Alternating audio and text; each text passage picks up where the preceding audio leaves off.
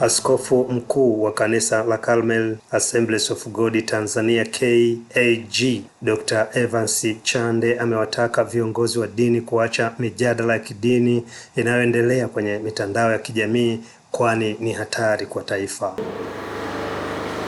Viongozi wenzangu wa dini, ninashauri mijadala ya kidini inayoendelea kwenye mitandao ya kijamii haileti afya. Narudia, mijadala ya kidini inayoendelea kwenye mitandao ya kijamii, ndugu zangu, naomba tuiache. Italiingiza taifa mahali pabaya. Naomba nichukue nafasi ya kuwakumbusha, kama hamkumbuki, mimi nakumbuka. Wakati wa awamu ya 4 kulitokea mizozo ya kidini ya kuchinja, nani achinje, ilitupelekea mahali pabaya. Nakumbuka wenyewe kule Geita mambo yaliyotokea. Niwakumbushe, tusiingize taifa kwenye mgogoro, tusiliingize taifa pabaya. Tuache mijadala ya kidini inayoendelea kwenye mitandao ya kijamii. Inaanza kidogo kidogo hivi, mara huyu anaongea, kesho anaongea yule anajibu, huyu anaanzisha, huyu anajibu, huyu anaanzisha, huyu anaanzisha, huyu anajibu. Tutaliangamiza taifa la Tanzania. Serikali iliingia gharama kubwa katika kutatua ule mgogoro wa nani achinje. Kama wewe tulikaa vizuri baada ya serikali kuchukua mzigo mzito, vikao vya kutosha kuhakikisha kutatua mgogoro uliojitokeza. Tukamaliza mgogoro. Tusiliingize taifa pabaya, ndugu zangu.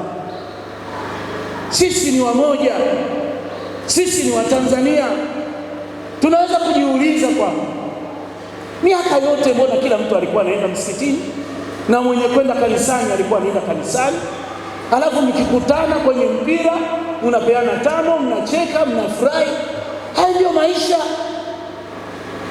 Tusiliingize taifa pabaya. Naomba mijadala hii, ndugu zangu, ninawaomba viongozi wenzangu wa dini, tuache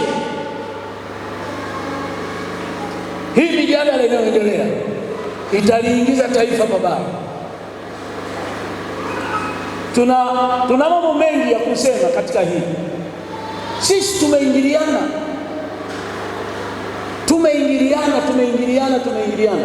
Familia moja hiyo ina mchanganyiko wa Waislamu, Waislamu, Waislamu. Na tunaishi kwa kuvumiliana tu. Tusianze kuchokonoana kila mtu udhaifu wake. Ukianza kutokonoa udhaifu wa Kristo, utachokonoa udhaifu wa Waislamu, baadaye mtaanza kuonana makosa, maana hasira zinapanda, tunaanza kuumizana. Ninawaomba Watanzania wenzangu, tuache hayo. Dr. Chande ameyasema hayo wakati alipokuwa akihubiri katika ibada ya shukurani katika siku ya mwaka mpya wa 2026 iliyofanyika katika kanisa la KAG Ipagala jijini Dodoma, ambapo pia ameiomba serikali kuikemea hali hiyo kabla ya kufika mbali.